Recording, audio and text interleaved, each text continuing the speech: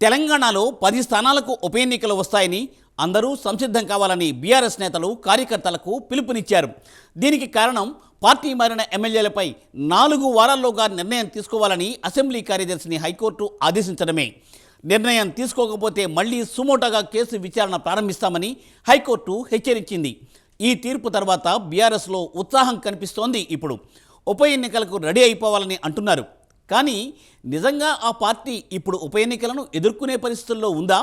ఇప్పటికిప్పుడు by elections వస్తే ఎవరికి నష్టం, ఎవరికి లాభం?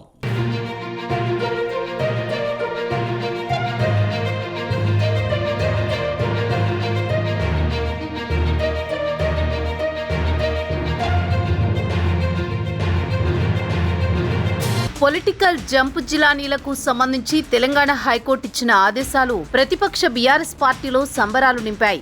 మేం చెబితే వినలేదు, ఇప్పుడైనా వేటు వేయండని బీఆర్ఎస్ నాయకులు ప్రశ్నిస్తున్నారు. హైకోర్టు ఉత్తర్వుల మేరకు స్పీకర్ ప్రసాదరావు నిర్ణయం తీసుకోక తప్పని పరిస్థితి ఏర్పడింది.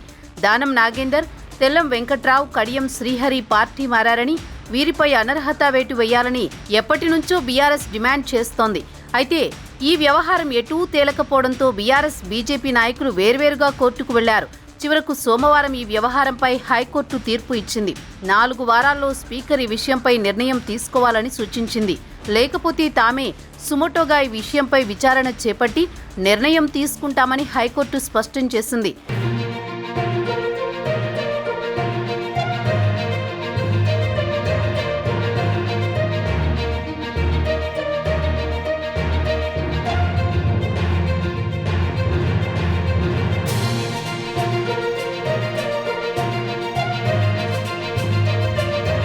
మరోవైపు ఉప ఎన్నికలు ఖాయమని బీఆర్ఎస్ నాయకులు రెడీగా ఉండాలని కూడా మాజీ మంత్రి హరీష్ రావు ప్రకటన చేశారు.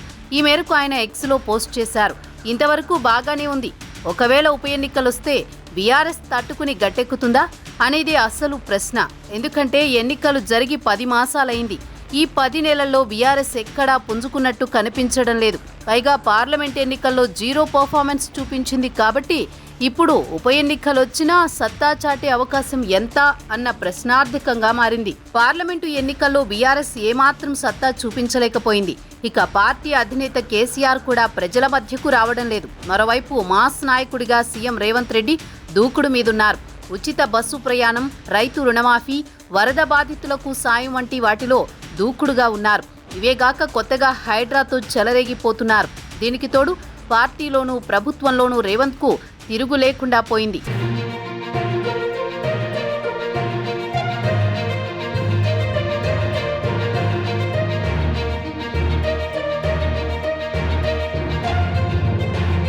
ఈ విషయంలో అసలు మెరిట్ ఏమిటన్న విషయం పక్కన పెడితే బీఆర్ఎస్ మాత్రం ఇక ఉప ఎన్నికలు వస్తున్నాయి, కాసుకోండి అని ప్రకటించేసింది.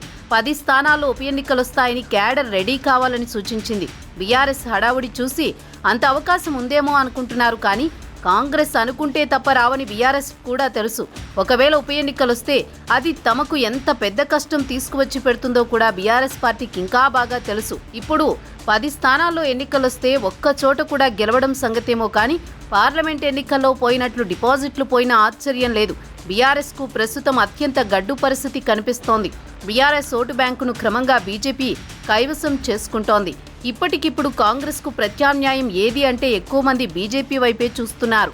కానీ బీఆర్ఎస్కు మరో ఛాన్స్ ఇద్దామని అనుకోవడం లేదు. ఆ విషయం పార్లమెంట్ ఎన్నికలతో తేలిపోయింది. అందుకే బీఆర్ఎస్ బయటకు ఉప ఎన్నికలు అని చెప్పి పార్టీ మారే ఆలోచనలో ఉన్న ఇతర ఎమ్మెల్యేల్ని బెదిరిస్తుంది. కానీ లోపల మాత్రం ఉప ఎన్నికలు రాకుండా ఉంటే బాగుండు అనుకుంటోంది.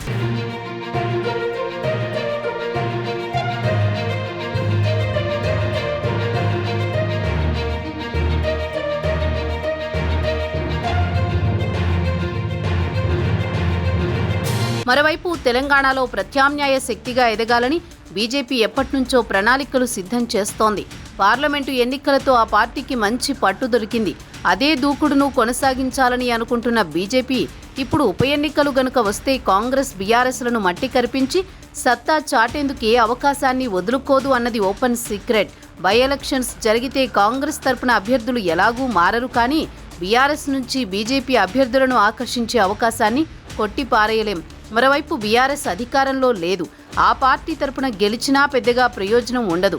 అదే బీజేపీలో చేరి గెలిచినా ఓడినా పార్టీలో ప్రాధాన్యత దక్కడంతో పాటు వచ్చే ఎన్నికల నాటికి బీజేపీ సత్తా చాటే అవకాశం ఉండడంతో భవిష్యత్తులో బీఆర్ఎస్ నేతలు బీజేపీని ఎంచుకునే అవకాశం లేకపోలేదు. సో ఎలా చూసినా బీఆర్ఎస్కు ఉప ఎన్నికలు అనేవి అగ్ని పరీక్షలా మారతాయని, బీఆర్ఎస్కు బీజేపీ పోటు తప్పదని రాజకీయ విశ్లేషకులు అంచనా వేస్తున్నారు.